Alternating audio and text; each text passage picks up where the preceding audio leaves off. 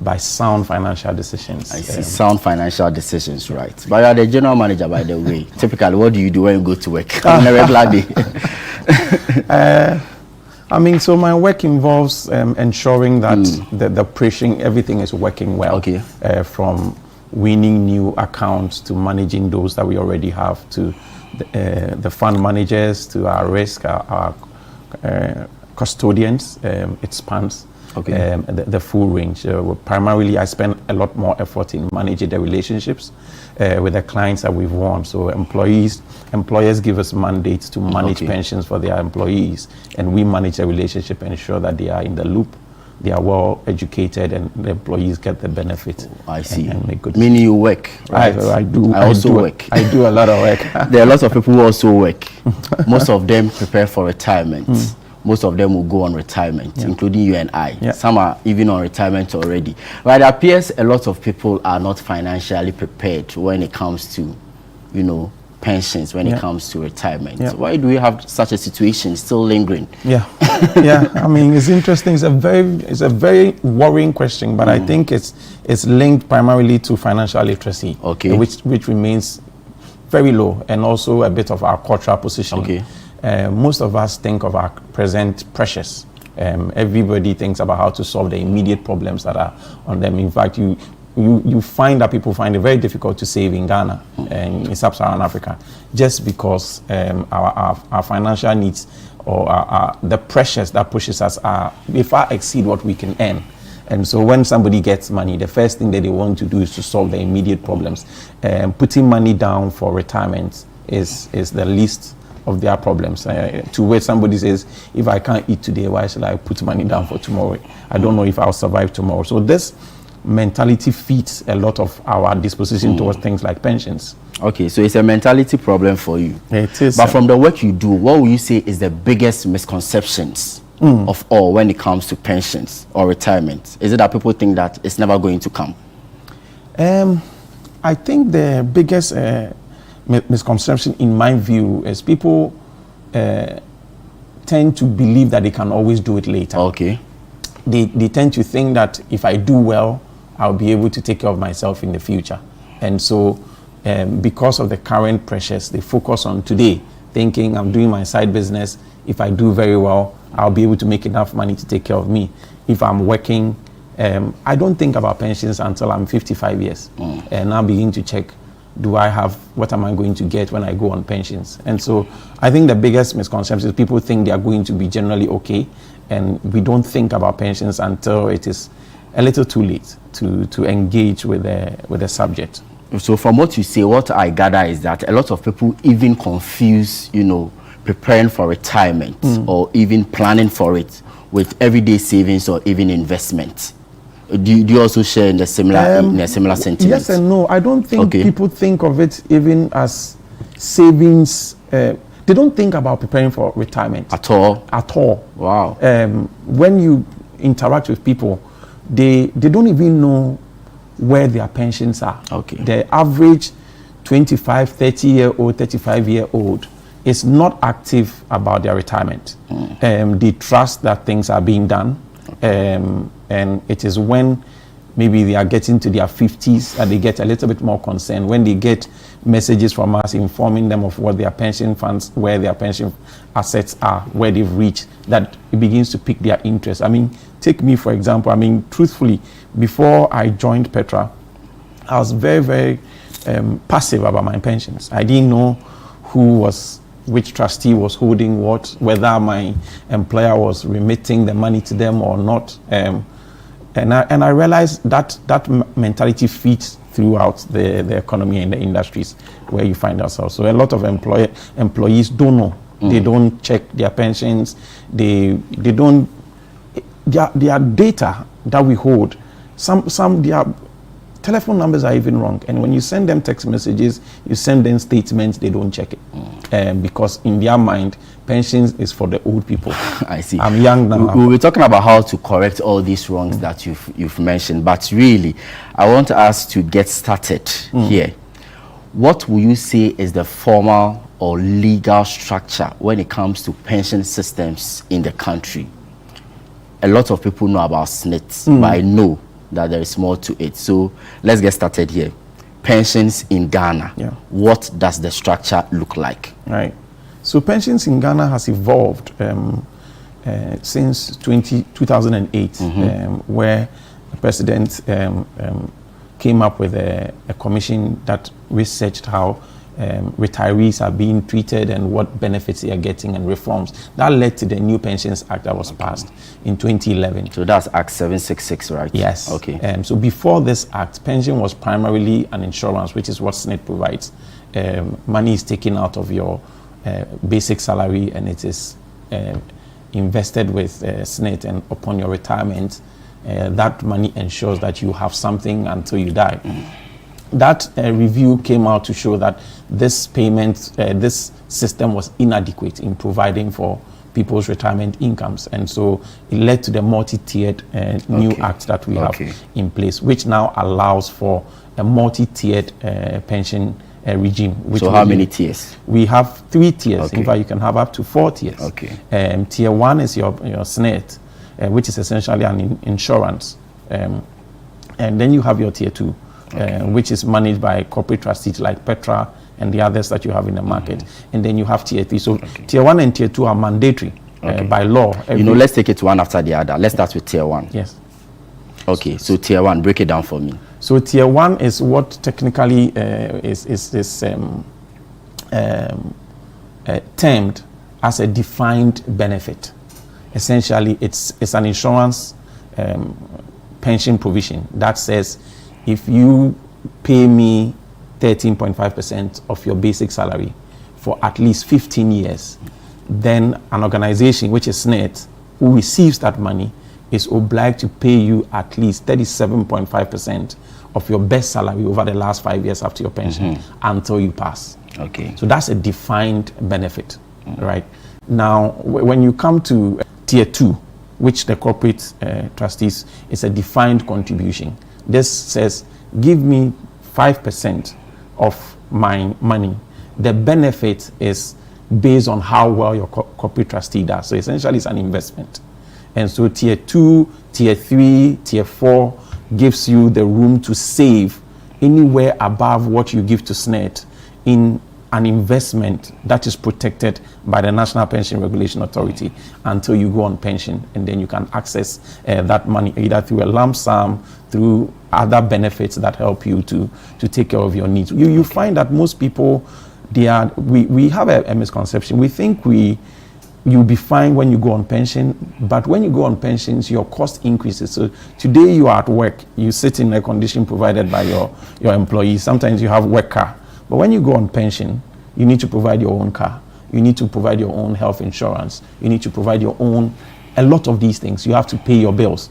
And that is when your needs go up. Unfortunately, it is the time that you are earning a lot less. SNIT pays you, as I said, 37.5, between 37.5 and 60% of your best salary whilst you're on pension.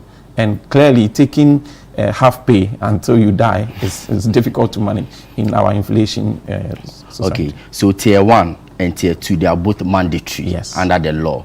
But Tier 1 is managed by SNIT. That's 13.5% of your basic salary.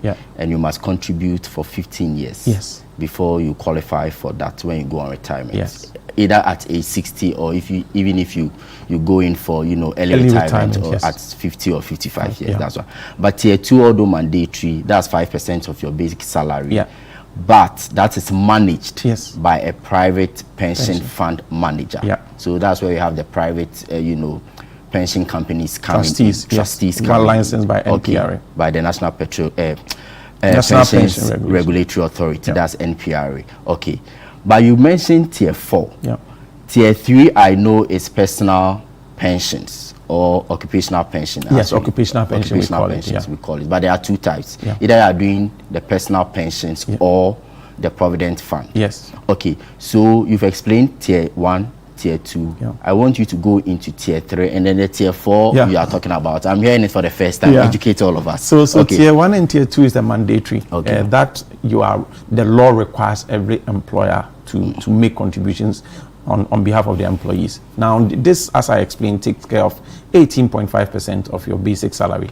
Now, the law allows up to 35% of your basic salary, tax savings, contribution towards a pension scheme. And so between your 18.5 up to the 35%, you have that room to play with what we call tier 3 and potentially tier 4. Typically, you have things like occupational pension, like provident funds, where your employers can elect to take another 10% or 5% and put it in an occupational fund scheme. They also contribute towards it, and that's what we call provident fund that sometimes people can access after 10 years or a certain number. Now, if you are contributing another 10% into tier 3, you still have a room of almost 6.5% that you can still contribute tax-free into a personal pension. This is what we call tier 4. Okay. So the individual can elect that my company is doing only 5% after my 18.5. From that 5%, it takes me to 22.5. I want to take the rest and put it in my own personal pension. That becomes your tier 4. So that's more voluntary. That's more voluntary. Which you can do either by yourself as an individual or in agreement with the company you work with. Absolutely. Okay. All right. Eugene Benkran is the general manager at Petra Trust. I'm speaking to him here on the honor series of the City Business Festival, covering pensions and also retirement savings, investment habits, and how you can, avoid those financial mistakes that will make you unprepared for life. I'm taking a short break. When I come back, we'll go more into the conversation. Don't go away.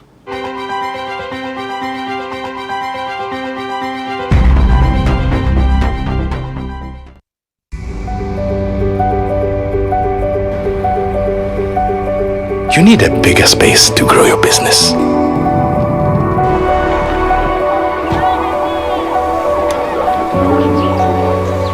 You need to be ready for any season.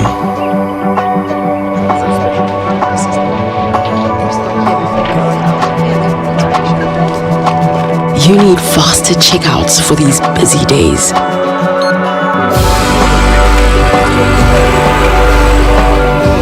You need more equipment to meet demand.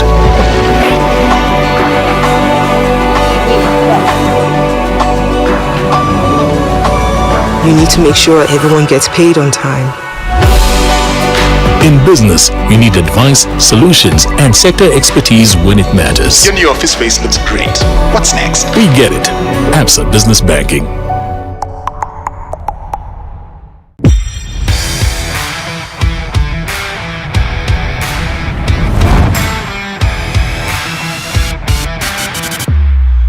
Looking for power, performance, or pure driving comfort? Looking for strength for your business or style for your lifestyle?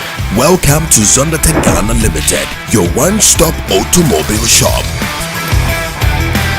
From heavy-duty trucks built with global powerhouse Sinotrack to premium SUVs and pickups from Great Wall Motors and Cherry. From light-duty commercial trucks to world-class construction equipment from Shantui and Sunny Group, Zondertech delivers top-most quality brands with affordable luxury.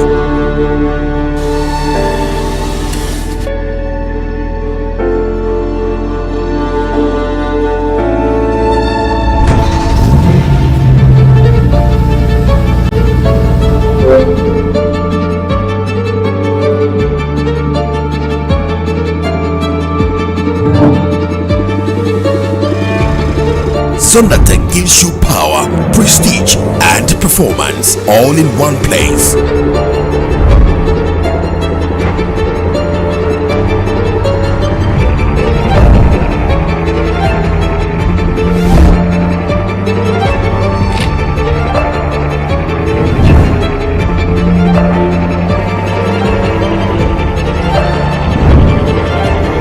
Strong, reliable, affordable. Zondertech Ghana Limited. Drive the future. Call Zondertech on 050-177-2222 or 050-177-3333.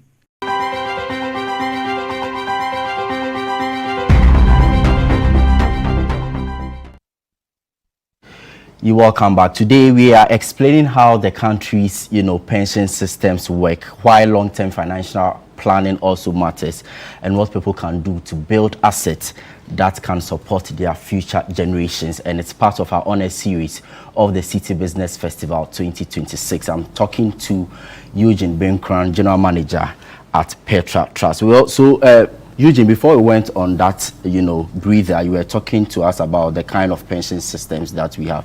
You've explained tier 1, tier 2, tier 3, and the new introduction, tier 4. Now, let's look at it from this particular angle. There are people who may want to, plan for their pensions, but they do not know how to go about it. So realistically, if somebody is struggling to prepare for his or her retirement, what boxes should this person be ticking? What are the do's and don'ts? Is there a master plan or a blueprint that we can all look at and say that, well, we are planning for our pensions? Yeah, absolutely. So I think let me put it this way.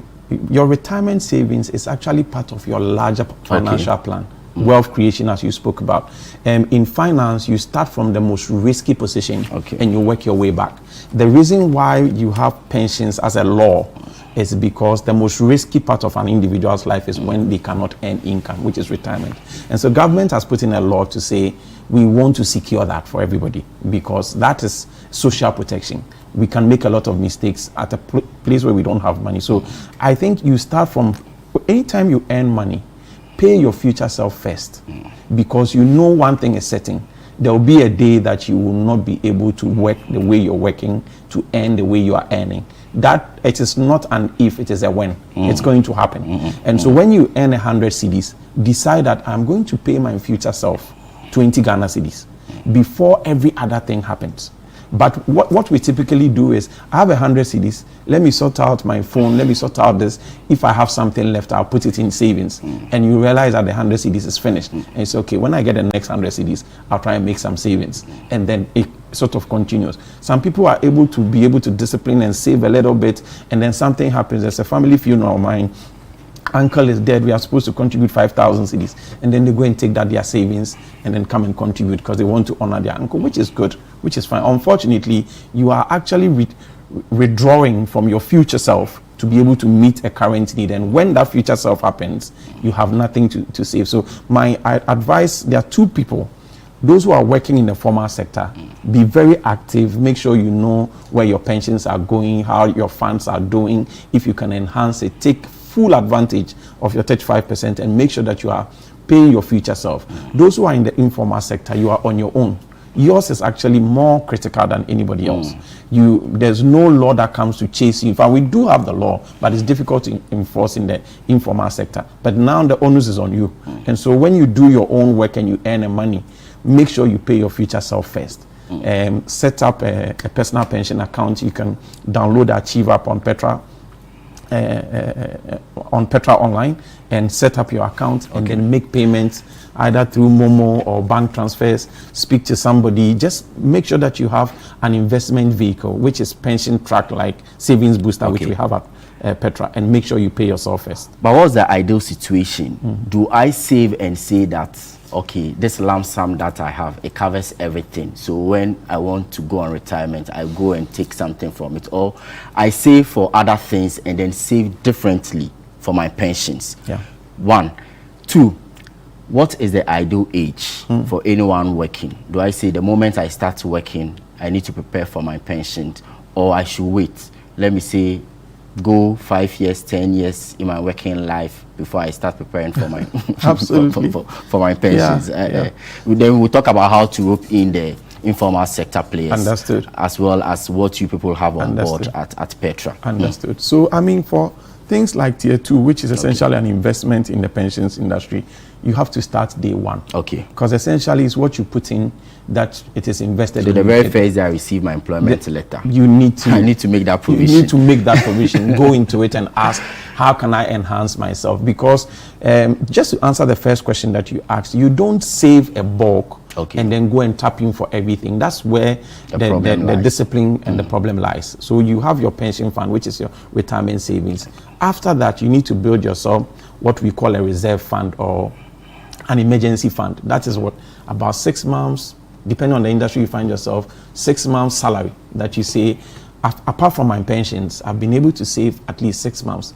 And all this, if you look at it, is coming from the risk position. So I'm working today. What if I'm not working today? Either I get sacked from my employment, or my business collapse, or I get sick permanently. So you have your retirement savings, then you have what you call your emergency fund. Okay. From there, you start building generational wealth. What do I do? Assets that I'm beginning to build for the next term. So you find a lot of us make financial mistakes, which that's what I call them. So if you don't have an emergency fund, you don't have savings, and then you go and buy a land to build because you don't want to pay rent to your landlord. Real estate is very difficult to liquidate. And so when you find yourself in trouble and you don't have any savings, you are forcing to sell your land, or you couldn't complete your building and you are still paying rent. So a lot of us, you realize that these sound decisions, if taken with care, would end to a very bright financial future. But when you make a mistake in taking these decisions, it puts you in a very, very difficult position. Okay. So for formal sectors, from the day you start work, take an active interest in your pensions. Make sure that you are clear on what you are putting in your pensions and how you can enhance that. From there, you start building your emergency fund, which is a savings, investment, treasury bills, or whatever it is. Make sure that at least you have 6 months of salary saved in some investment to somewhere that tomorrow, if something happens and you're not here, you can survive for the next 6 months whilst you find another job. But you know, the informal workers, SNIT also covers them, right? It is supposed to cover them, unfortunately. Yes. But they can also walk up to any SNIT office and say that, well, I want to pay my pensions under tier 1, which is SNIT. Yes. Then later, if they want to do tier 2, they can do it because they don't have a formal employer. Then later, they can do tier 3 or tier 4 if they so desire. Let's talk about generational wealth now. What does it mean? How do you build it? Is it a parent-child issue or... Good question. Something that I'm very, very passionate about because I see that a lot of our shortfalls as a people is because we don't plan ahead. And the idea of generational wealth is just to think a little bit beyond you. So you took off from what your dad was able to do for you. Maybe he provided at least major. And if you go back, you realize my dad was the only one that went to school from his father's house. And so he ensured that all his kids went to school, right? We are now thinking, what do I leave for my kids? I need to make sure that they start from a higher pedestal. And so some real estate assets, some trust fund setup, some savings that they can fall on, right? And that is the idea of generational wealth, that you begin to think beyond. Somebody gave me the baton at this stage. I just had a basic education. What do I want to leave my kids? Where do I want them to start their life from? They can start from a company that you built a company and they own it. They can start from a trust fund for their education. They can start from savings that they can use to set themselves up, and they can start from a house. Some of us today in Ghana, in Petra, we are advancing homes for people because we see that it's an aspirational goal. Many people don't have homes. And so we are trying to find ways to innovate, work with developers to bring homes available to people. So that's one of your offerings. I was getting to that. In all of this conversation, where does Petra Trust come in? What are your offerings? What solutions do you have? And are you the go-to place? Absolutely. So, I mean, Petra, our vision says to help people to achieve more. That's what we want. And so you see that we started off as pensions experts because that's the first building block of everybody's financial plan. And we are the pensions experts. We understand it better than anybody in the market. We help design pension schemes. We are very instrumental in driving the growth of pension funds in Ghana. But not only that, we are not limited to that. We are also investment advisors. And so we've come up with innovative products that work up in somebody's financial plan. So you have things like insurance, life insurance products that we have for you to take. For example, you find that somebody will come and say, I need to withdraw my tier 3 because my uncle is dead or my mom is dead and we need to contribute. This person could have had a funeral policy, which would cost him a fraction of that money that they were going to take from their tier 3. But because they didn't have that advice, they are now coming to redeem 15,000 from their tier 3 to go and help bury their mother. But they could have been paying for a funeral policy of 1,000 Ghana cedis or something that would have given them 70,000 or 50,000 to go and do this. And so we are partnering and bringing all these products together to ensure that your financial plan is complete. It puts you on a better pedestal, and that's where the homes come in as well. It's an aspirational goal. It's one of the easiest way to transfer assets to the next generation. All of us living in Accra, we start working, we are looking for a place to live, right? Wouldn't it be great if your dad had a house in airport where you start from an apartment and you start to build something else? Indeed. From that. So that's the aspiration. That's sort of where, so we are curating products that make up for a good general financial plan, whereas we are also allowing for the customization, changing things to fit individuals to build that financial wealth. This has been really amazing and educative. I must say, Eugene Brinkran is the general manager at Petra Trust. Eugene, thank you so much for your time with us today on the Honor Series of the City Business Festival 2026. This has been another episode of our Honor Series live here on 97.3 City FM and Channel 1 Television. And this year's edition of the festival, as always, powered by 97.3 City FM and Channel 1 TV in partnership with Absa Bank. We are sponsored by Absa Bank, MTN, Zondatech Ghana Limited, and Petra Trust. I'm Ni Lati. Many thanks indeed for your company.